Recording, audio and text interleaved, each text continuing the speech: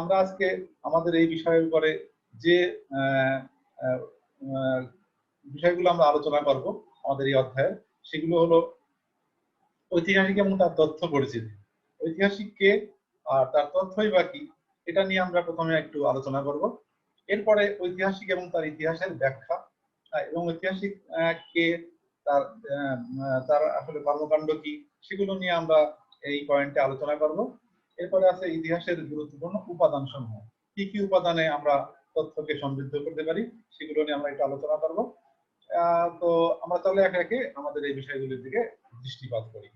প্রথমে আমরা দেখবো যে ইতিহাস এবং তার তথ্য পরিচিতি। ইতিহাস আসলে কিভাবে তার তথ্যগত পরিচয়ের মধ্য দিয়ে সামনের পথ চলে কিংবা সামনের দিকে এগিয়ে যায়, আমরা সেটি নিয়ে আলোচনা করব। আসলে ঐতিহাসিক হলেন সেই ব্যক্তি যিনি ব্যক্তিগত বিশ্বাস থেকে বের হয়ে এসে নির্মোহভাবে ইতিহাস রচনায় সচেষ্ট হন।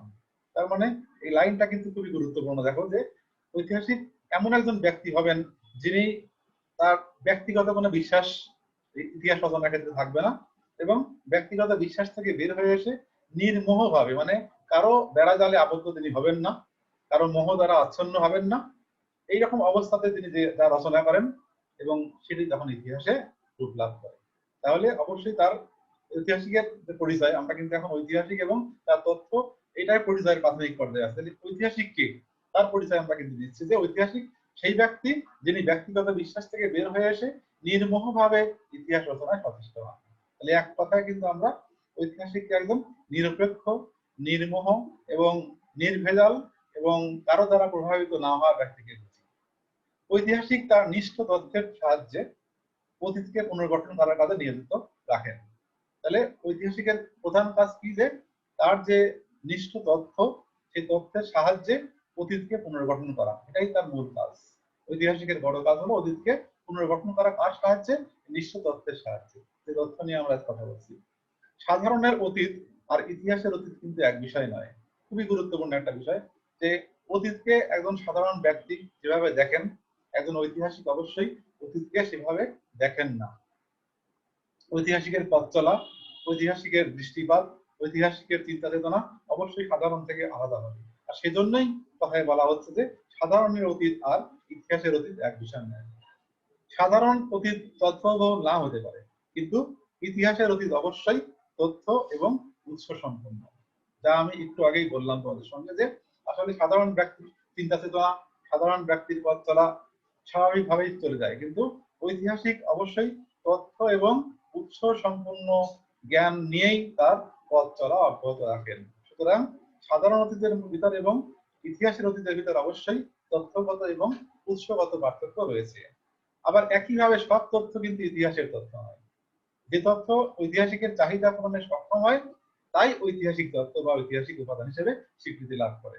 একজন ব্যক্তি এসে বললো একটা কথা, সেটা তো আমার কাছে তথ্য, কিন্তু আমি যদি ঐতিহাসিক হই তাহলে কিন্তু সেই তথ্য আমার কাছে গ্রহণযোগ্যতা নাও পেতে পারে, কারণ এই তথ্য আমার চাহিদা পূরণে সক্ষম নাও হতে পারে। সুতরাং তথ্য বা উপাদান এমন হবে যেটি আমার চাহিদা পূরণের জন্য, আমাকে নির্দিষ্ট লক্ষ্যে পৌঁছানোর জন্য অনেকখানি সহায়ক হবে, সেটাকেই আমি ঐতিহাসিক তথ্য বা উপাদান হিসেবে গ্রহণ করবো। তাহলে প্রিয় শিক্ষার্থীবৃন্দ, তোমরা ঐতিহাসিক এবং তার তথ্য পরিচিত বিষয়ের যে আমাদের স্লাইডটা, এখান থেকে কিন্তু তোমরা বুঝতে পারলে যে ঐতিহাসিক যেমন সাধারণ থেকেই একটু অসাধারণ ব্যক্তিত্ব বা এক্সেপশনাল ব্যক্তিত্ব, ঠিক তথ্যটাও তাই। সুতরাং অতীত, ইতিহাস, তথ্য এগুলো কিন্তু প্রত্যেকটাই ঐতিহাসিক দৃষ্টিভঙ্গি নিয়ে যদি আমরা আলোচনা করি, অবশ্যই আলোচনার ক্ষেত্রে এগুলোকে প্রাধান্য দেওয়া হয় তখনই যখন এগুলো তার একটি নিরপেক্ষ দৃষ্টিভঙ্গি নিয়ে এবং বিশেষ মর্যাদায় এবং এক্সেপশনাল বা ব্যতিক্রম ধর্মী রূপ নিয়ে অগ্রসর হয়, তখনই কিন্তু ইতিহাসের তথ্য এবং ঐতিহাসিক তার ভিন্নতা প্রকাশ করতে পারেন। তাহলে আমরা আরেকবার একটু রিপিট করি যে ঐতিহাসিক কেমন ব্যক্তি, সেই রকম ব্যক্তি যিনি নির্মোহভাবে ইতিহাস রচনায় প্রবিষ্ট হন, এবং তথ্য, সব তথ্য এক নয়, ঐতিহাসিক তথ্য সেই তথ্য যা ঐতিহাসিক চাহিদা পূরণেও সক্ষম হয়। এটুকু মনে রাখলেই তোমরা ঐতিহাসিক এবং তার তথ্য পরিচয় সংক্রান্ত বিষয়গুলো অবগত হবে। এখন ঐতিহাসিক এবং তার তথ্যের ব্যাখ্যা, ঐতিহাসিক কিভাবে তার তথ্যের ব্যাখ্যা করে থাকেন, আমরা এখন সেই বিষয়টি নিয়ে আলোচনা করব। তাহলে ঐতিহাসিককে কি করতে হয়? কোনো না কোনো ক্ষেত্রে পুরোটাই অতীতের বিভিন্ন নিদর্শন বা অতীত মানুষের জীবনযাত্রা সংশ্লিষ্ট বস্তুগত উপাদানের উপর ভিত্তি করে ইতিহাস রচনা করতে হয়, যা একজন ঐতিহাসিকের জন্য কষ্টসাধ্য কাজ বললেই কিন্তু বিবেচিত হয়। তাহলে কি করতে হবে? তাকে কোনো না কোনো ক্ষেত্রে সম্পূর্ণটাই অতীতের অথবা বিভিন্ন নিদর্শন বা অতীত মানুষের জীবন কথা অথবা সংশ্লিষ্ট বস্তুগত উপাদান এগুলোর উপর ভিত্তি করে কিন্তু তাকে ইতিহাস রচনা করতে হয়। এবং এটি অবশ্যই মানে সহজ কোনো বিষয় না। অবশ্যই এই পথ চলা এবং ঐতিহাসিকের এই যে তার নিদর্শনের ভিত্তিতে তাকে পথ চলতে হয়, উৎসের ভিত্তিতে তাকে পথ চলতে হয়। এই পথ চলাটা কিন্তু স্বাভাবিক নয় এবং একেবারে কষ্টের বাইরে নয়। তাকে কষ্টসাধ্য বিষয় মেনে নিয়েও তার ইতিহাসের কর্মগুলি সম্পন্ন করতে হয়। সুতরাং একজন ঐতিহাসিক তার তথ্যে যদি ব্যাখ্যা প্রদান করতে চান বা ব্যাখ্যা দিতে চান তাহলে অবশ্যই উপাদান উৎস এগুলোকে নিয়ে তাকে অনবরতই বা ক্রমাগতই তাকে ব্যতিব্যস্ত থাকতে হয় এবং এই ব্যতিব্যস্তের মধ্য দিয়েই তার কর্মপ্রণালী সম্পূর্ণ হয়। তাছাড়া ইতিহাসে এমন কতগুলো মৌলিক বিষয় আছে যা কখনো পরিবর্তন করা যায় না, যা যুগে যুগে অপরিবর্তিত থাকে। যেমন উদাহরণ হিসেবে আমরা 1857 সালের সিপাহী বিদ্রোহের কথা বলতে পারি।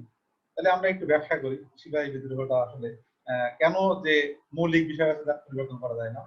সিপাহী বিদ্রোহের যে সালটা আছে 1857 সাল, এই সাল এবং এই সালের তাৎপর্য এগুলো কিন্তু ঐতিহাসিককে অবশ্যই মানে মৌলিক বিষয় হিসাবে নিয়ে এবং মৌলিক বিষয় হিসাবে গ্রহণ করে এর উপরে কিন্তু আলোচনা করতে হয়। এটা কিন্তু চেঞ্জ করা যায় না কখনোই। এগুলো চেঞ্জ হবে না। চেঞ্জ হবে কেমন?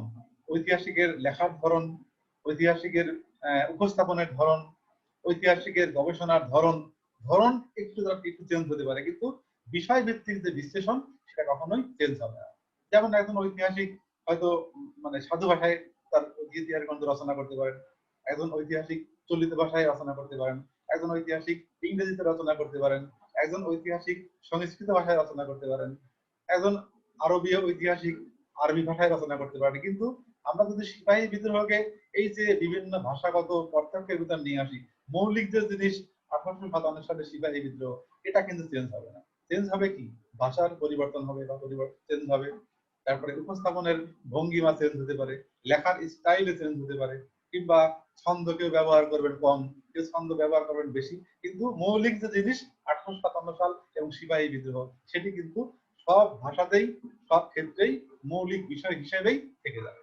তাইলে ঐতিহাসিককে তার তথ্যের ব্যাখ্যার সময় অবশ্যই এই বিষয়টি সতর্কতার সঙ্গে গ্রহণ করতে হয় এবং সতর্কতার সঙ্গে বিবেচনায় নিয়ে তাকে পথ চলতে হয়। তাহলে আমি দেখলাম যে ইতিহাস ঐতিহাসিক এবং তার তথ্যের ব্যাখ্যা। এখন আমাদের একটা বিষয় মনে রাখতে হবে যে ইতিহাসের মৌলিক বিষয় কখনো কিন্তু পরিবর্তন হয় না। তেমনি 1857 সালে সিপাহী বিদ্রোহ, তারপরে 1857 সালে সিপাহী বিদ্রোহ কিন্তু আমরা কখনো বলবো না যে 1867 সালে হয়েছে কিংবা 1957 সালে সংগঠিত হয়েছে। এটা কখনো কিন্তু ইতিহাসে লেখা যাবে না। আমি তোমাদের সঙ্গে যেটা শেয়ার করলাম একটু আগে যে আসলে পরিবর্তনশীল বিষয়গুলো পরিবর্তন করা যায়, কিন্তু ইতিহাসের মৌলিক জিনিস কখনো পরিবর্তন করা যায় না। আমরা সিপাহী বিদ্রোহ নিয়ে কথা বলছি, সিপাহী বিদ্রোহের সাল যেভাবেই আমি উপস্থাপন করি না কেন একই থাকবে। এটা কখনো আমি বলবো না যে এটা 57 জায়গায় 67 হয়েছে কিংবা 1957 সালে সংগঠিত হয়েছে। তাহলে ঐতিহাসিক সেই দুঃসাহসিক কাজ কখনোই করবেন না। এটা কিন্তু দুঃসাহসিক কাজ, সাল বদলাই দেওয়া। কারণ আমি বদলাই দিলেও আমার পরবর্তী ঐতিহাসিক কিংবা গবেষক কিন্তু ধরে ফেলবে এবং মৌলিক জায়গায় যখন আমি পরিবর্তন করে ফেলবো তখন কিন্তু সেই ইতিহাস আর গ্রহণযোগ্যতা পাবে না এবং আমার ব্যাখ্যা সম্পূর্ণভাবেই ব্যর্থতায় পর্যবসিত হবে। সুতরাং একজন ঐতিহাসিক ইতিহাস রচনার ক্ষেত্রে ঘটনার ব্যাখ্যায় বৈচিত্র্য আনতে পারেন, কিন্তু সাল তারিখের ক্ষেত্রে অবশ্যই নয়। আমি তোমাদের সঙ্গে যে বিষয়টা শেয়ার করলাম একটু আগে যে আসলে আমার উপস্থাপন ভঙ্গিমা চেঞ্জ হয় কাল ভেদে, স্থান ভেদে, ঐতিহাসিক ভেদে, গবেষক ভেদে কিন্তু পরিবর্তন হতেই পারে, কিন্তু মৌলিক জিনিস বা সাল তারিখের ক্ষেত্রে কখনোই একজন ঐতিহাসিক পরিবর্তন করতে পারেন না তার ব্যাখ্যার ক্ষেত্রে। এখন দেখি যে আমরা ঐতিহাসিক তথ্য বিশ্লেষণ আমরা কিভাবে করতে পারি। আমরা তো তথ্য নিয়ে কাজ করি এবং ঐতিহাসিকের মূল কাজই হলো তথ্যকে নিয়ে কাজ করা এবং বিশ্লেষণ করা। একটি সাধারণ তথ্য কিভাবে ঐতিহাসিক তথ্যে রূপান্তরিত হয় তার ব্যাখ্যা বিশ্লেষণ করা কিন্তু ঐতিহাসিকের কাজ। তাহলে আমি তোমাদেরকে বলেছি যে তথ্য সাধারণ হিসাবেও আসে, আবার তথ্য ঐতিহাসিক তথ্য হিসেবে আসে। তাহলে সেই তথ্যটা কোনটি সাধারণ এবং কোনটি ঐতিহাসিক এটা একমাত্র ঐতিহাসিকই বুঝতে পারেন, কিংবা সেই তথ্যের গুরুত্ব কিন্তু ঐতিহাসিকই মানে সবার সামনে উপস্থাপন করতে পারেন। তথ্য সাধারণ যে ব্যক্তি যিনি ঐতিহাসিক নন তার নিকট কিন্তু সাধারণ তথ্য এবং ঐতিহাসিক তথ্যের ভিতরে কোনো ভেদাভেদ মনে হবে না। যেমন আমরা যদি পাহাড়পুরের কথা বলি, একটি ঐতিহাসিক স্থান, সেই ঐতিহাসিক স্থানে ইতিহাসের শিক্ষার্থী যখন যাবে তখন কিন্তু সে ওই পাহাড়পুরের মধ্যে ইতিহাসকে খুঁজে বেড়াবে। কিন্তু সেখানে যদি পদার্থবিজ্ঞান কিংবা আহ রসায়ন বিজ্ঞান কিংবা গণিত শাস্ত্রের কোনো শিক্ষার্থী যায়, সে কিন্তু এটাকে দেখবে একটি স্থাপত্য হিসাবে, জাস্ট একটি স্থাপত্য হিসাবে। কিন্তু ঐতিহাসিক এবং ইতিহাসের শিক্ষার্থী সেটাকে দেখবে কিভাবে যে এটার মধ্যে ইতিহাসের একটি গ্রন্থ আছে, ইতিহাসের একটি উৎস আছে, ইতিহাসের একটি তথ্য আছে, সেটাকে সে খুঁজে বেড়ানোর কাজ করবে। সুতরাং তথ্য বা স্থান বা সমাধি বা সৌধ বা ইতিহাসের তথ্য কিন্তু ইতিহাসের শিক্ষার্থী বা ইতিহাসের গবেষকের কাছে যেভাবে দেখা যায়, এখন সাধারণ ব্যক্তি কিন্তু ঐতিহাসিক তথ্যটা সাধারণ তথ্য হিসেবে দেখা দিতে পারে। অথচ ঐতিহাসিক সাধারণ তথ্যের ভিতর থেকেই ইতিহাস খুঁজে বের করতে পারে। এটাই কিন্তু এক্সেপশনালিটি কার মধ্যে, সাধারণ মানুষ এবং ঐতিহাসিকের মধ্যে। কারণ তিনি তা বিশ্লেষণ করেন ঐতিহাসিক দৃষ্টিকোণ থেকেই এবং ঐতিহাসিক বা বিজ্ঞানসম্মত পদ্ধতিতেই। তবে যুগ এবং কালভেদে কিন্তু ঐতিহাসিকের ব্যাখ্যা বিশ্লেষণে আমরা ভিন্নতা পরিলক্ষিত হয় বা আমরাও পর্যবেক্ষণ করি যে আসলে একই স্থানে বা এক কালে বা এক যুগের ঐতিহাসিক ব্যাখ্যা বিশ্লেষণ অন্য কালে বা অন্য যুগের সঙ্গে বেশ কিছুটা ভিন্নতা রয়ে যায়। যেমন আমরা প্রাচীন যুগের যদি ইতিহাসের যে উৎসগুলি আছে সেগুলো যদি বিশ্লেষণ করি, তাহলে আমরা কেমন ধরনের বিশ্লেষণের ভঙ্গিমা নিয়ে আমরা অগ্রসর হবো সেটা নিয়ে একটু আলোচনা করি আমরা। তাহলে প্রাচীন যুগের ইতিহাস তথ্যের প্রাচুর্যতার ঘাটতির কারণে এই যুগের ইতিহাসের তথ্য বিশ্লেষণ করা অনেকটাই কঠিন। তোমরা জানো যে প্রাগৈতিহাসিক কাল থেকে শুরু করে প্রাচীনকালেরও ইতিহাসের কিন্তু উৎসের ঘাটতি ছিল। আমরা মধ্যযুগে যে উৎসের বেশ কিছু পরিপূর্ণতা পাই, আর আধুনিক যুগে এসে বর্তমানে যে বিশ্বায়নের যুগ, এখন তো আমরা উৎস তো মানে ইন্টারনেটে সার্চ দিলেই পেয়ে যাই। কিন্তু এই উৎস প্রাচীন যুগে এরকম ধরনের পাওয়া সম্ভব ছিল না। সুতরাং একজন ব্যক্তি যদি প্রাচীন যুগের ইতিহাস রচনা করতে চান কিংবা প্রাচীন যুগের কোনো ইতিহাসকে পুনর্গঠন করতে চান, তাহলে কিন্তু উৎসের ঘাটতির সম্মুখীন তাকে হতে হয়েছে। এবং সেই ঘাটতির বিষয়টি বিবেচনায় রেখেই, কষ্টকে বিবেচনায় রেখেই কিন্তু প্রাচীন যুগের বিষয়গুলো নিয়ে বর্তমান যুগে অনেক ঐতিহাসিক, অনেক গবেষক তাদের গবেষণা কর্ম চালিয়ে যাচ্ছেন এবং ইতিহাস গ্রন্থ রচনা করা অব্যাহত রেখেছেন। তো আমরা দেখি যে আসলে সেই বিশ্লেষণটা কেমন প্রাচীন যুগের এই যে উৎসের ঘাটতি, তারপরেও আমরা এই যুগের যদি ইতিহাস বিশ্লেষণ করতে যাই তাহলে আমাদেরকে কোন কোন সমস্যায় পড়তে হয়। আচ্ছা, উদাহরণ হিসেবে আমরা বলতে পারি যে প্রাচীন গ্রিসের ইতিহাস রচনার কথা আমরা মনে আনলাম।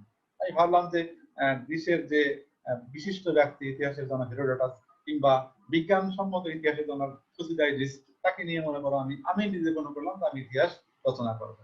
সেক্ষেত্রে অবশ্যই আমাকে কি করতে হবে যে গ্রিসের সেই সময়কালের যে ঐতিহাসিক বিবরণগুলো আছে, হেরোডোটাসের লেখা গ্রন্থ, থুসিডাইডিসের লেখা গ্রন্থ, সমসাময়িক আরো যে সমস্ত জ্ঞান বিজ্ঞানের যারা পাণ্ডিত্য প্রদর্শন করেছিলেন তাদের কিছু গ্রন্থ আমি সংগ্রহ করলাম এবং আমি সব মিলিয়ে গ্রিসের উপরে 15 থেকে 20 খানা গ্রন্থ জোগাড় করে যদি মনে করি যে গ্রিসের সব ইতিহাস আমার আয়ত্তে এসে গেছে, তাহলে সেটা কিন্তু হবে একটা বড় ধরনের ভুল। কারণ সব তথ্যই আমি তোমাদেরকে কিছুক্ষণ আগে বলেছি যে সব তথ্যই কিন্তু ঐতিহাসিক তথ্য নয়।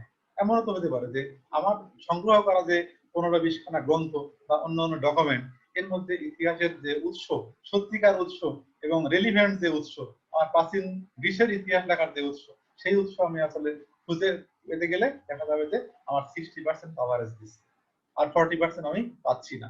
তার মানে কি, অবশ্যই ইতিহাসের ঘাটতি রয়েছে এবং আমি সংগ্রহ করেই আমার নিজেকে কখনোই স্বয়ংসম্পূর্ণ তথ্য সমৃদ্ধ নিজেকে মনে করতে পারবো না, যতক্ষণ না আমি এগুলোকে নিয়ে বিশ্লেষণ বা এগুলোকে নিয়ে ব্যাখ্যা, এগুলোকে নিয়ে বৈজ্ঞানিক পদ্ধতিতে বিচার বিশ্লেষণ করা শুরু না করবো। সুতরাং আমাকে সেই যুগের কি করতে হবে যে অবশ্যই শুধুমাত্র প্রাচীন যুগের ইতিহাস লিখতে গেলে আমাকে যে ঘাটতি রয়েছে সেই ঘাটতি পুষিয়ে নেওয়ার জন্য সেই যুগের তাম্র শাসন, সেই যুগের শিলালিপি, সেই যুগের মুদ্রা, আরো অন্যান্য ওই বই পুস্তক বাইরেও আরো অন্যান্য উপকরণের উপর আমাকে নির্ভরশীল হতে হবে। সুতরাং প্রাচীন যুগের ইতিহাস বিশ্লেষণ করতে গেলে আমাদেরকে অনেক সময় ইতিহাসের ঘাটতির সম্মুখীন হতে হয় এবং সেটাকে পুষিয়ে নেওয়ার জন্য সেকেন্ডারি সোর্স কিংবা পারিপার্শ্বিক সময়কালের কিছু ঘটনা এবং অন্যান্য যে ইতিহাসের উপাদানগুলো রয়েছে, আমরা ইতিপূর্বে যেটা আলোচনা করেছি ইতিহাসের শ্রেণী বিভাগ করতে, যে সেটা লিখিত উপাদান হতে পারে, অলিখিত উপাদান হতে পারে, সেটা প্রাইমারি সোর্স বা সেকেন্ডারি সোর্স, যে কোনো সোর্সকে আমরা প্রাচীন যুগের ইতিহাসের এই ঘাটতি পূরণের জন্য নিয়ে আসতে পারি এবং আমরা ইতিহাস পুনর্গঠনের ক্ষেত্রে ব্যবহার করতে পারি এবং প্রাচীন যুগের ইতিহাসকে বিশ্লেষণের কাজ সমাপ্ত করতে পারি। তাহলে শিক্ষার্থী বন্ধুরা, যে আমাদের প্রাচীন যুগের ইতিহাস আমরা যখন পুনর্গঠন করবো বা লিখবো, সেই সময় দেখা যাচ্ছে যে ইতিহাসের সোর্সের কিছুটা ঘাটতি আমাদের আসেই। এরপরে আমরা যাবো যে মধ্যযুগের ইতিহাস বিশ্লেষণ করতে গেলে আমাদের কি কি সমস্যার সম্মুখীন হতে হয়, কিংবা কতটুকু আমরা নিজেদেরকে সমৃদ্ধ করতে পারি, কিংবা কিভাবে আমরা ইতিহাসের উৎসগুলোকে পেতে পারি, সেগুলো নিয়ে আমি এখন তোমাদের সঙ্গে কথা বলবো। মধ্যযুগের ইতিহাস রচনায় ঐতিহাসিককে আরো সতর্কভাবে অগ্রসর হতে হয়। তাহলে এখানে নিশ্চয়ই প্রথম কথা তোমরা বুঝতে পারলা যে এখানেও সমস্যা আছে। তাহলে না হলে তো বলা হতো না যে সতর্কতার সাথে আমাদেরকে অগ্রসর হয়ে যাবে, কেন? কারণ আছে। কারণ হলো যে মধ্যযুগের ইতিহাস আর ঐতিহাসিকের উপর ধর্মের একটা বিশেষভাবে প্রভাব ছিল। তোমরা জানো যে সেই সময়ে যারা ঐতিহাসিক দার্শনিক ছিলেন, তারা কিন্তু অনেকেই ছিলেন যারা যে সরাসরি ধর্ম প্রচারের সঙ্গে সম্পৃক্ত, কিংবা ধর্মতত্ত্ব তাদের জীবনে প্রয়োগ করেছেন, কিংবা ধর্মীয় জীবন যাপনে নিজেকে উদ্বুদ্ধ করেছেন, কিংবা ধর্মীয় অনুশাসনে নিজেকে আচ্ছন্ন করেছেন। তার মধ্য দিয়ে শুধুমাত্র ধর্মীয় কার্যকলাপই তিনি করেননি, তার পাশাপাশি তিনি ধর্মীয় দর্শনের পাশাপাশি তিনি ঐতিহাসিক দর্শন কিংবা সমাজ বিজ্ঞানের দর্শন দাঁড় করানোর জন্য চেষ্টা করেছেন। তাহলে কি হলো যে মধ্যযুগে ধর্মীয় বিষয়টা প্রাধান্য লাভ করে এবং ধর্মের একটা প্রভাব ঐতিহাসিকদের মধ্যে চলে আসে, এবং ধর্মতত্ত্বভিত্তিক সংঘটিত কিছু ঘটনাও সে যুগে ঐতিহাসিকদেরকে প্রভাবিত করেছিল। যেমন ক্রুসেড, যেমন সংস্কার আন্দোলন, এগুলো কিন্তু আমাদের ধর্ম সংক্রান্ত যে সংস্কার আন্দোলন বা সংস্কারবাদীদের যে কর্মকাণ্ড, সেগুলোই কিন্তু, এগুলোও কিন্তু ঐতিহাসিকদের প্রভাবিত করেছিল। অর্থ এই নয় যে মিথ্যা জিনিস দিয়ে এদেরকে প্রভাবিত করা হয়েছিল, সত্য বিষয়ই কিন্তু ধর্মীয় বিষয় ছিল। ইতিহাসেরই যে শাখা, ধর্মীয় যে শাখা বা সংস্কৃতির যে শাখা, সেই শাখার মধ্যেই আমরা দেখেছি যে মধ্যযুগের ইতিহাসের মধ্যে ধর্মভিত্তিক ইতিহাস রচনার একটা প্রবণতা সেই যুগে ছিল। কারণ সেই সময় ইতিহাসের সঙ্গে সংশ্লিষ্ট ব্যক্তিরা কেউ হয়তো সরাসরি ধর্ম প্রচারের সঙ্গে সম্পৃক্ত ছিলেন, আবার অনেকে পেশাগত জীবনেও ধর্মতত্ত্বকে প্রয়োগ করেছিলেন। হ্যাঁ, ফলে তাদের লেখনের ক্ষেত্রে ইতিহাস দর্শনের ক্ষেত্রে ধর্মীয় প্রভাব থাকাটা অমূলক ছিল না। আমরা উদাহরণ হিসেবে মধ্যযুগের একজন ঐতিহাসিক, ইতিপূর্বে আমি তোমাদের সামনে তাকে নিয়ে আলোচনা করেছি, সেন্ট অগাস্টিন, তার নাম নিশ্চয়ই শুনেছ। দ্য সিটি অফ গড যে গ্রন্থটা তিনি লিখেছিলেন, সেই গ্রন্থে কিন্তু আসলে ধর্মভিত্তিক আলোচনায় তার ছিল, কিন্তু তার সঙ্গে ইতিহাসকে তিনি সংশ্লিষ্ট করে ধর্ম, সমাজ এবং সমাজ বিজ্ঞানের যে বিষয়গুলো আছে এগুলোকে সংশ্লিষ্ট করে নিয়েই গ্রহণযোগ্য একটি ইতিহাস রচনা করেছিলেন। হ্যাঁ, সেন্ট অগাস্টিন যেহেতু আমরা উদাহরণ হিসেবে তার নাম নিয়ে এসেছি, তিনি ধর্মীয় প্রভাবের দ্বারা প্রভাবিত হলেও ইতিহাস কিন্তু থেকে ইতিহাসের যে মূল জায়গা থেকে তিনি বিচ্যুত হননি। ধর্মকেও তিনি নিয়েছেন, সমাজকেও তিনি নিয়েছেন, এবং যে ইতিহাসের যে মূল বিষয় মানুষ, মানব সমাজ, তার কর্মকাণ্ড, তার সামাজিক অর্থনৈতিক কর্মকাণ্ড, সবকিছুকে তিনি একত্রিত করে গ্রহণযোগ্য একটি ইতিহাস রচনা করেছিলেন, যা তার দুটি গ্রন্থের মধ্যে আমরা পাই। একটি হলো দ্য কনফেশন আর আরেকটি হলো দ্য সিটি অফ গড। তাহলে আমি উদাহরণ হিসাবে তার নাম তোমার সামনে নিয়ে আসলাম যে সেন্ট অগাস্টিন, তিনিও একজন মধ্যযুগের ঐতিহাসিক এবং দার্শনিক ছিলেন, সমাজ বিজ্ঞানী ছিলেন। পাশাপাশি তিনি কিন্তু নিজেকে ধর্মীয় প্রভাবের দ্বারাও প্রভাবিত করেছিলেন ঠিকই, কিন্তু নিরপেক্ষ ইতিহাস রচনার ক্ষেত্রে গুরুত্বপূর্ণ ভূমিকা পালন করেছিলেন। তাহলে সেন্ট অগাস্টিন কিন্তু দেখিয়েছেন যে ধর্মীয় কর্মকাণ্ডে সম্পৃক্ত থেকেও নিরপেক্ষ ইতিহাস রচনা করা যায়, এবং এটাই ছিল তার বিশেষত্ব, যার ফলে মধ্যযুগের ঐতিহাসিকদের নিয়ে আমরা আলোচনা করি, তখন সেন্ট অগাস্টিন আমাদের বিষয়বস্তুর একজন বিখ্যাত ঐতিহাসিক হিসেবে আমাদের সামনে আসে, যাকে নিয়ে আমি ইতিপূর্বে তোমাদের সামনে আলোচনা করেছি। এখন দেখি আমরা যে আধুনিক যুগের ইতিহাস বিশ্লেষণ করতে গেলে আমাদের কোন কোন দিকে আমাদেরকে আসলে সম্পৃক্ত হতে হয়।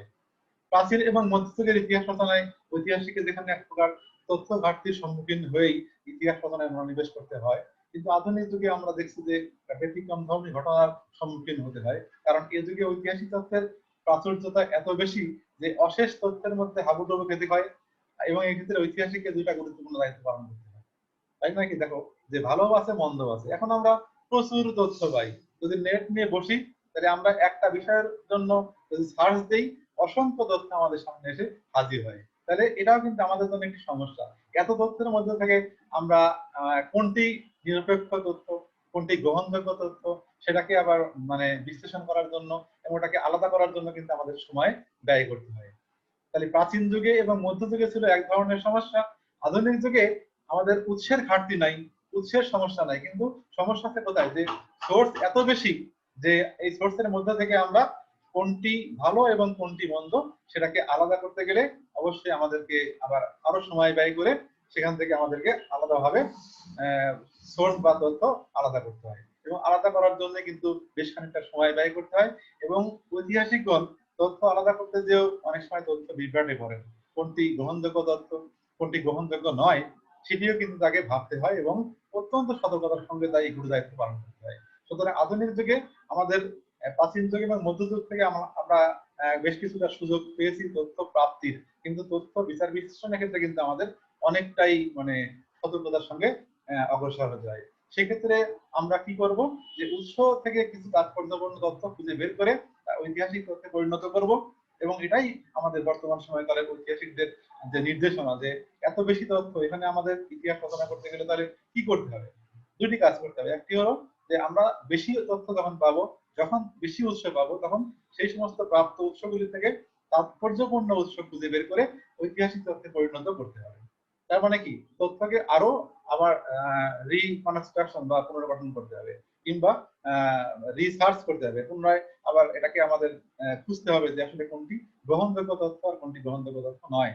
আর পাশাপাশি অনেক তথ্যের মধ্যে যেগুলো তাৎপর্যবিহীন তথ্য সেগুলোকে অনৈতিহাসিক বলে আমরা এটাকে বর্জন করব। তাহলে দুইটি গুরুত্বপূর্ণ কাজ আমাদেরকে করতে হবে, একটি হলো যে তাৎপর্য পূর্ণ যেগুলি তথ্য সেগুলোকে গ্রহণ করে নিতে হবে, ঐতিহাসিক তথ্যে পরিণত করতে হবে এই আধুনিক যুগে এসে, কারণ আমাদের প্রচুর পরিমাণে তথ্য আমরা পেয়ে থাকি, এবং গ্রহণযোগ্য তথ্য আমাদেরকে ইতিহাসে নিয়ে আসার জন্য আমাদেরকে অবশ্যই তাৎপর্যপূর্ণ তথ্যগুলি দিতে হবে, আর যেগুলো তাৎপর্যবিহীন সেগুলোকে আমরা অনৈতিহাসিক বা ইতিহাসের বাইরে মনে করে এগুলোকে আমরা বর্জন করব, বা এগুলোকে আমরা অন্যদিকে হয়তো ডাইভার্ট করে দেবো, কিংবা অন্য কোনো কাজের জন্য সেগুলোকে রেখে দেবো, হয়তো সেখানে পুনরায় সার্চ করে আরো কিছু পাওয়া যাবে। তাহলে আমরা আলাদা করার একটা কাজ করতে হবে, এবং আর একটা অতিরিক্ত দায়িত্ব পালন করতে হবে, সেটা হলো যে বেছে নেওয়ার যে একটা দায়িত্ব সেটা। তাহলে এরপরে আমরা দেখি যে কি করি, ঐতিহাসিক দর্শন, এই যে আমরা তথ্যগুলোকে বিশ্লেষণ করলাম, তথ্যগুলোকে যুগে যুগে ভিন্নভাবে সবার সামনে নিয়ে আসলাম, এবং আমরা যুগের তারতম্যের সঙ্গে নিজেদেরকে সম্পৃক্ত করে ইতিহাস বিশ্লেষণ করার বিভিন্ন প্রক্রিয়া জানলাম। এখন আমরা দেখবো যে ঐতিহাসিক যে তথ্য আছে এগুলোকে আসলে কোন দর্শনে ফেরানো যায়, এবং দর্শন বিষয়ক যে তথ্যকে আমরা কিভাবে একটি ফিলোসফির জায়গায় নিয়ে আসতে পারি বা দর্শনের জায়গায় নিয়ে আসতে পারি। ইতিহাস আসলে তথ্যের দর্শনের একটা গুরুত্বপূর্ণ বিষয়। হ্যাঁ, কারণ ইতিহাস তথ্যের দর্শন ভিত্তিক পর্যালোচনার মধ্য দিয়েই কিছু অবহেলিত তথ্য বের হয়ে আসে, যা ইতিহাসে সন্নিবেশিত থাকলে ইতিহাস তার চিরাচরিত গ্রহণযোগ্যতা হারাতে পারত। তাহলে এক্ষেত্রে আমাদের ইতিহাসে দর্শনের কিন্তু গুরুত্বপূর্ণ ভূমিকা রয়েছে। কারণ কি, ইতিহাসের তথ্যগুলো আমরা পেলাম, আমি একটু আগে যারা আলোচনা করলাম যে দর্শন তাত্ত্বিক পর্যালোচনার মধ্যে দিয়ে, তার মানে আমরা তথ্যগুলোকে দর্শন তাত্ত্বিক একটা পর্যালোচনার মধ্যে নিয়ে আসলেই সেখান থেকে কিন্তু যেগুলো গ্রহণযোগ্য তথ্য না সেগুলো বের হয়ে আসে, নইলে নয়। তাহলে আমাদের যেটা ইতিহাসের তথ্য বাছাই এবং যাচাই করার যে কৌশল, সেই কৌশলের মধ্যে কিন্তু দর্শন একটা গুরুত্বপূর্ণ বিষয় হিসেবে আমাদেরকে হেল্প করে বা সহযোগিতা করে, এবং দর্শন বিষয়ক যে তথ্য পর্যালোচনার মধ্যে দিয়েই ইতিহাসকে আমরা অগ্রহণযোগ্য ইতিহাসে যেগুলো পরিণত হয় সেগুলোকে আলাদা করতে পারি, এবং গ্রহণযোগ্য ইতিহাসের তথ্যগুলোকে আমরা গ্রহণ করে সেগুলোকে ইতিহাসে ব্যবহার করতে পারি। ঐতিহাসিকের দায়িত্ব আছে এক্ষেত্রে, কিন্তু তার দায়িত্ব হলো কি যে তিনি যখন সে যুগের ইতিহাস লিখতে হয় নিজেকে তখন সে যুগের সাথে সম্পৃক্ত করে নিলে ইতিহাস পঠন পাঠন গ্রহণযোগ্যতা সবকিছুই বেশি স্বীকৃতি লাভ করে। আমি যদি প্রাচীন যুগের ইতিহাস নিয়ে আলোচনা করি তাহলে আমাকে কিন্তু আমার ভাবধারায় আমার চিন্তা চেতনায় প্রাচীন সময়কালের একটা ভাবধারা নিয়ে আসতে হবে, এবং আমাকে সম্পৃক্ত করে ফেলতে হবে যে আমি এই আধুনিক যুগে বসবাস করছি ঠিকই, কিন্তু আমি যেন প্রাচীন যুগের সেই দৃশ্যপট, প্রাচীন যুগের আর্থসামাজিক অবস্থাগুলোকে আমার অবচেতন মনেই আমি যেন সেগুলোকে নিয়ে আসতে পারি, তাহলে কিন্তু ইতিহাস গ্রহণযোগ্যতা লাভ করবে। তেমনি মধ্যযুগের ইতিহাস রচনা করতে গেলেও আমাকে চলে যেতে হবে মধ্যযুগের বিভিন্ন জিনিসের মধ্যেই, আমাকে কল্পনায় হোক, আমাকে আমার মনের যে সুকুমার বৃত্তিগুলো আছে সেগুলোকে জাগিয়ে তুলতে হবে মধ্যযুগের উপযোগী করে, তাহলে এই মধ্যযুগের ইতিহাস কিন্তু লিপিবদ্ধ করা আমার জন্য সহজ হবে এবং গ্রহণযোগ্যতা পাবে।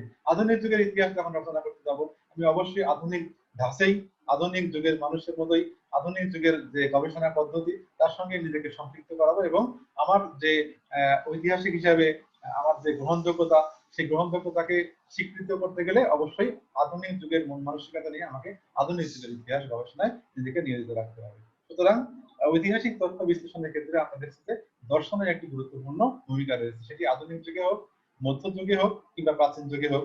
যে যুগের তথ্য আমি বিশ্লেষণ করি না কেন, সেখানে অবশ্যই দর্শন তাত্ত্বিক পর্যালোচনার একটি গুরুত্বপূর্ণ ভূমিকা রয়েছে। সেদিক থেকে দর্শন আমাদেরকে ব্যাপকভাবে সহযোগিতা করতে হবে। আবার যে কোনো জনগোষ্ঠীর ইতিহাস লেখার সময় ঐতিহাসিক জনগোষ্ঠী কর্মকাণ্ডের মূলে নিহিত চিন্তা ভাবনা বোঝার জন্য ঐতিহাসিককে ওই সমস্ত লোকের মনোজগতের সাথে কল্পিত একটি সমাজতে বোঝাতে হয়। হয়তো মধ্যযুগের একজন ব্যক্তি কি বলেছেন কিংবা একটি ইতিহাসের ঘটনা নিয়ে কি ভেবেছেন, আমাকে কিন্তু অবশ্যই আমার মনোজগতের সঙ্গে তাদের সেই ভাবনার বিষয়টা সঙ্গে কল্পিত একটা সমাজতে বোঝাতে হয়। আমি যদি একমত না হই সেই ব্যক্তির বা সেই কাজের বা সেই ঘটনার বা সেই আন্দোলনের সঙ্গে, তারা কিন্তু ইতিহাস নিরপেক্ষতা পাবে না। আমাকে অবশ্যই সেই মধ্যযুগের হোক, আধুনিক যুগের হোক কিংবা কিংবা প্রাচীন বা প্রাগৈতিহাসিক যুগের হোক, আমাকে সেই যুগের ইতিহাসের যারা সেই সময়ের নায়ক বা সেই সময়ের যারা উৎস বা সেই সময়ের যে সমস্ত বিষয়গুলি নিয়ে আলোচনা করি, তার সঙ্গে কিন্তু আমাকে সমঝোতায়, কল্পিত সমঝোতায় আমি হয়তো এখন ইচ্ছা করলে মধ্যযুগের সেই সেন্ট অগাস্টিনের কাছে যেতে পারবো না, কিন্তু সেন্ট অগাস্টিনের যে দর্শন, সেন্ট অগাস্টিনের যে ইতিহাস নিয়ে ভাবনা, তার সঙ্গে কিন্তু একটি কল্পিত বা কল্পনা প্রসূত একটি সমঝোতায় পৌঁছাতে যাবে এবং তার ভাবনাটাকে আমার সঙ্গে ইন্টালেকচুয়াল এক্সচেঞ্জ করা যাবে। তাহলে ইতিহাস তখন একটি কল্পনার বাইরে আধুনিক ক্ষেত্রে গ্রহণযোগ্যতা পাবে এবং ইতিহাস সর্বেসর্বা হয়ে মানুষের কাছে লিপিবদ্ধ করা সহজ হবে এবং মানুষ নিকট সেটি বোধগম্য হয়ে উঠবে। সুতরাং আমরা শুধুমাত্র নির্বাচিত বিষয়ের উপর যে প্রধান উৎসসমূহ গভীর অনুশীলনের পরেই কিন্তু ঐতিহাসিক যে ইতিহাস লিখবেন তাই নয়। ইতিহাস যখন ঐতিহাসিক লিখবেন তখন অবশ্যই তাকে তার একটি সমঝোতা বা কল্পিত বা কল্পনা জগতের একটি সমঝোতায় পৌঁছাতে হবে। তাহলে ইতিহাস লেখা আমাদের জন্য সহজ হবে এবং সর্বকালের জন্য, সর্বযুগের জন্য সেটি গ্রহণযোগ্যতা পাবে। সুতরাং গভীর অনুশীলনের পর ঐতিহাসিকের মনে যখন বিষয়টি সম্যক ধারণার জন্ম দেয়, আমি যখন একটি কল্পিত বিষয়ে পৌঁছালাম এবং এটা নিয়ে গভীর অনুশীলন করলাম, এই অনুশীলনের পরে কিন্তু আমার মনে বিষয়টি সম্পর্কে একটি সম্যক ধারণা লাভ করবে এবং তখনই ঐতিহাসিককে দেখা আরম্ভ করতে হবে। আমি শুধুমাত্র কল্পনা করলাম, সমঝোতায় পৌঁছালাম এবং আমার মনের মধ্যে সেই ধারণা সম্পর্কে ধারণা স্থিমিত বা থাকলো নাকি এটা বিস্তৃত হলো, সেটা কিন্তু আমি না ভেবে ইতিহাস লেখা শুরু করলে ইতিহাস কখনোই গ্রহণযোগ্য ইতিহাস হবে না। আমি দেখবো যে আমি কল্পিত সমঝোতায় পৌঁছানোর পর আমার সেই বিষয়টির উপরে একটি সম্যক ধারণা আসছে কিনা। যদি ধারণার পরিপূর্ণতা পায়, সম্পূর্ণ ধারণায় আমি যদি মানে কি বলবো যে প্রভাবিত হই, তখনই আমি ইতিহাস লেখা আরম্ভ করবো, তার আগে নয়। এরপরে ঐতিহাসিক তথ্যের মূল্যায়ন। আমরা যে তথ্যগুলো পেলাম সেগুলো কিভাবে মূল্যায়ন করবো, এবং তোমরা জানো যে ঐতিহাসিক এবং ইতিহাসের তথ্য পরস্পরের নিকট কিন্তু খুবই প্রয়োজনীয়। তথ্য ছাড়া ঐতিহাসিক শিকড়হীন এবং বিফল। আমাদের যদি তথ্যই না থাকে তাহলে ঐতিহাসিক হিসাবে আমার কোনো মূল্যই নাই, কারণ আমাকে অবশ্যই ইতিহাস রচনা করার জন্য তথ্যের উপর নির্ভর করতে হয়। আর সেজন্যই ঐতিহাসিক তথ্য ছাড়া শিকড়হীন এবং বিফল। আবার দেখো যে আমি ঐতিহাসিক যদি তথ্য ছাড়া শিকড়হীন এবং বিফল হই, তাহলে তথ্য আবার ঐতিহাসিক ছাড়া কি হয়? তেমনি কি হয়, তথ্য যদি ঐতিহাসিক বা ইতিহাস ছাড়া মৃত এবং অর্থহীন। অনেক তথ্য আছে সেখানে ঐতিহাসিকই নাই কিংবা ইতিহাসই নাই, তাহলে সেই তথ্যের কোনো মূল্যও নাই এবং এটা কোনো অর্থও নাই। সুতরাং একে অন্যের মানে সাংঘাতিক ভাবে পরিপূরক। ইতিহাস হচ্ছে ঐতিহাসিক এবং তথ্যের মধ্যে পারস্পরিক অবিচ্ছিন্ন ক্রিয়া প্রক্রিয়া এবং বর্তমান ও অতীতের মধ্যেকার এক অন্তহীন সংলাপ। সচেতন বা অসচেতন যেভাবেই হোক না কেন, ঐতিহাসিকের লেখায় তার সমসাময়িক কালের অবস্থান এবং দৃষ্টিভঙ্গি প্রতিফলিত হবেই। তাহলে আমরা যে যুগের ইতিহাস লিখব, যে কালের ইতিহাস লিখব, অবশ্যই সেই যুগ এবং সেই সময়কালের অবস্থান এবং দৃষ্টিভঙ্গি যদি ঐতিহাসিকের মধ্যে প্রতিফলিত হয়, তখনই ঐতিহাসিক একজন সার্থক ইতিহাসবিদ হিসাবে পরিচিতি লাভ করেন। তো আমাদের মোটামুটি যে ইতিহাসের যে গুরুত্বপূর্ণ দুইটা বিষয়, যে ইতিহাস এবং ঐতিহাসিক বা ইতিহাসবিদ বা তথ্য যাই বলি না কেন, তো এটার যে আমরা উপাদান, তথ্য বিশ্লেষণ, এগুলো নিয়ে আলোচনা করলাম। তো আমাদের এই যে ইতিহাসের যে গুরুত্বপূর্ণ দুইটা উপাদান আছে, আমাদের এই উৎসকে দুইটা উপাদানের উপর ভিত্তি করে কিন্তু আমাদের নিজেদেরকে ইতিহাস লিপিবদ্ধ করতে হয় এবং ইতিহাস রচনায় নিজেদেরকে প্রবৃত্ত রাখতে হয়। যেমন ইতিহাস গবেষণার বিষয়বস্তু, লক্ষ্য এবং উদ্দেশ্যগত দিক যদি আমরা পর্যালোচনা করি, তাহলে ইতিহাসের যে উৎস বা গুরুত্বপূর্ণ যে উপাদান, সেই উপাদান দুইটি, একটি হলো মানুষ, আরেকটি হলো সংস্কৃতি। তাহলে ইতিহাসের যে সমস্ত উপাদানগুলি আছে এবং এই উপাদানগুলিকে নিয়ে যদি আমরা ইতিহাস লিপিবদ্ধ করতে চাই কিংবা ইতিহাস গবেষণা করতে চাই, তাহলে আমাদের দুটি গুরুত্বপূর্ণ উপাদান আসবে। সেই উপাদান দুটি কি? একটা হলো মানুষ, আর একটা হলো সংস্কৃতি। তাহলে এই উপাদানগুলো কেন গুরুত্বপূর্ণ সেটা আমাদেরকে অবশ্যই জানতে হবে, যে ইতিহাসের যে উপাদানগুলো আছে তার মধ্যে মানুষ এবং সংস্কৃতি কেন গুরুত্বপূর্ণ। তাহলে মানুষ কেন গুরুত্বপূর্ণ আমরা সেটা একটু আলোচনা করি, যে মানুষ কিভাবে বন্য দশা থেকে বর্বরতা, বর্বরতা থেকে সভ্যতায় প্রবেশ করেছে, তার ধারাবাহিকতায় মানুষ ইতিহাসের পাতায় স্থান পেয়েছে। তাহলে এই বিষয়টা কিন্তু আমরা ইতিহাসে আলোচনা করি, যে মানুষ ছিল বন্য দশায়, এক সময় বন্য প্রাণীর মধ্যে চলাফেরা করতো, তাদের মধ্যে গাছে বসবাস করতো, গাছের ফলগুলিকে জীবন ধারণ করতো, সেখান থেকে বর্বর অবস্থায় আসছে এবং বর্বর অবস্থা থেকে সভ্যতায় প্রবেশ করেছে। এবং তার এই ধারাবাহিক মানুষ কিন্তু আস্তে আস্তে ইতিহাসের পাতায় স্থান লাভ করেছে এবং মানুষকে কেন্দ্র করে সমাজ, অর্থনীতি, রাজনীতি সব।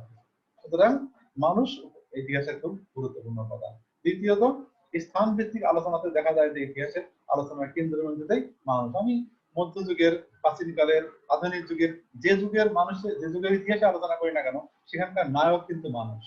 মানুষকে কেন্দ্র করেই অন্যান্য বিষয়গুলো আবর্তিত হয়। সুতরাং মানুষ ইতিহাসের একটি অত্যন্ত গুরুত্বপূর্ণ উপাদান। আরেকটি বললাম কি, যে সংস্কৃতি। হ্যাঁ, এবং আমরা মানুষকে কেন বলি, আর একটা বিষয় আছে যে সুনির্দিষ্ট পারিপার্শ্বিক পরিস্থিতিতে একমাত্র মানুষই প্রকৃতির সঙ্গে লড়াই করে টিকে থাকতে পারছে, অন্যরা কিন্তু পারেনি। অনেক কিছুই হেরে গেছে, অনেক কিছুই ভেঙে গেছে।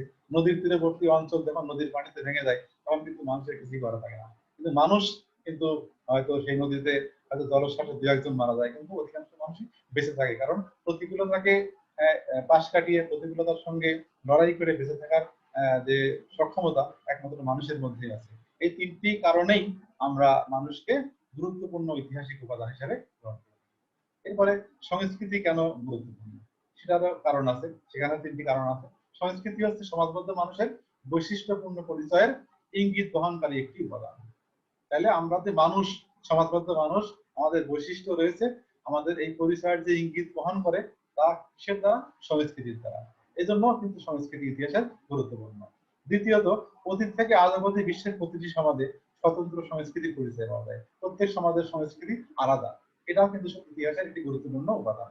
এবং শেষোক্ত বা তৃতীয়ত, যে কোনো মানব সমাজের প্রকৃতির চিত্র ব্যাখ্যা বিশ্লেষণ করতে গেলে একজন ঐতিহাসিকের সংস্কৃতি সম্পর্কে অবশ্যই সম্যক ধারণা থাকা অত্যন্ত জরুরি। তাহলে মানব সমাজের প্রগতির চিত্র যদি আমরা ব্যাখ্যা করতে চাই বা বিশ্লেষণ করতে চাই, সেক্ষেত্রে কিন্তু আমরা সংস্কৃতিকে নিয়েই আলোচনা করলেই আমরা মানব সমাজের সম্যক ধারণা সম্পর্কে অবগত হতে পারি। এই সমস্ত কারণগুলির জন্য সংস্কৃতি ইতিহাসে খুবই গুরুত্বপূর্ণ। তো প্রিয় শিক্ষার্থীবৃন্দ, আমি এতক্ষণ তোমাদের সঙ্গে ইতিহাসের সবচেয়ে গুরুত্বপূর্ণ দুটি বিষয়, একজন হলো ঐতিহাসিক এবং ঐতিহাসিক যাকে নিয়ে তার পথ চলেন, ইতিহাসের তথ্য, এই দুটি বিষয় নিয়ে আমি আলোচনা করলাম। আশা করছি তোমরা আমার সঙ্গে আলোচনায় সম্পৃক্ত থেকে কিংবা এই আলোচনা শুনে তোমাদের যে পাঠ্যসূচির যে চাহিদা এবং জাতীয় বিশ্ববিদ্যালয়ের যে উদ্যোগ, এই দুই ক্ষেত্রে সফলতা অর্জন করবে। আর তোমরা যদি সফল হও, কিছুটা হলে উপকৃত হও, তাহলে আমার এই প্রচেষ্টা সার্থক হবে। আমি আবারও তোমাদের তোমাদের সঙ্গে অবশ্য শেষ করার আগে আরো একটু বিষয় নিয়ে আলোচনা করি। সেটা হলো যে আমাদের এই যে লেকচার যেটা তোমাদের দিলাম, এর জন্য এর সঙ্গে সংশ্লিষ্ট কিছু গ্রন্থ রয়েছে, যে গ্রন্থগুলো হলো মোহাম্মদ মুসলিম চৌধুরীর ইতিহাস শিক্ষা প্রণালী, মমতাজুর রহমান তরফদারের ইতিহাস দর্শন, ডক্টর দিলওয়ার হোসেনের ইতিহাস তত্ত্ব, ইয়ামিন আহমেদ এবং রাকিব বর্মনের গবেষণা পদ্ধতি সামাজিক পরিসংখ্যান। এছাড়াও স্লাইডের দুটি ইংরেজি বই রয়েছে, এই বইগুলো তোমরা পড়বে। তো এই এই এই বইয়ের সঙ্গে তোমাদের লেকচারটিকে যদি সন্নিবিষ্ট করো, তাহলে তোমরা কিন্তু এই অধ্যায় সম্পর্কে পরিপূর্ণ ধারণা লাভ করতে পারবে। এবং তোমাদের জন্য আরেকটা নির্দেশনা আমি দিই, যে সম্ভাব্য প্রশ্ন এই চ্যাপ্টার থেকে যা আসতে পারে, যে খ বিভাগের 4 নম্বরে যে প্রশ্নগুলো আছে তার মধ্যে ঐতিহাসিক কারা, ঐতিহাসিক তথ্য বলতে কি বোঝো, ইতিহাস তত্ত্বের গুরুত্ব কি, ইতিহাস দর্শন বলতে কি বোঝো। এটা হলো সংক্ষিপ্ত প্রশ্ন, বড় প্রশ্ন আকারে আসতে পারে।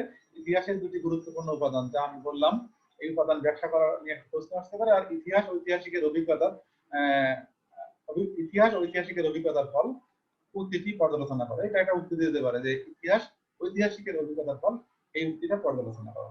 এভাবে তোমরা যদি নিজেদেরকে তৈরি করো আমার লেকচার এই এখানে প্রদত্ত বই এবং এই প্রশ্নগুলো তৈরি করে তোমরা যদি নিজে থেকে তৈরি করতে পারো, আশা করি তোমরা তোমাদের যে লক্ষ্য সেই লক্ষ্য বাস্তবায়ন করতে সক্ষম হবে। আমি পরিশেষে জাতীয় বিশ্ববিদ্যালয় কর্তৃপক্ষকে আবারও ধন্যবাদ জানিয়ে আজকে আমি আমার নির্দিষ্ট যে বিষয়টা আলোচনা শেষ করছি। ধন্যবাদ।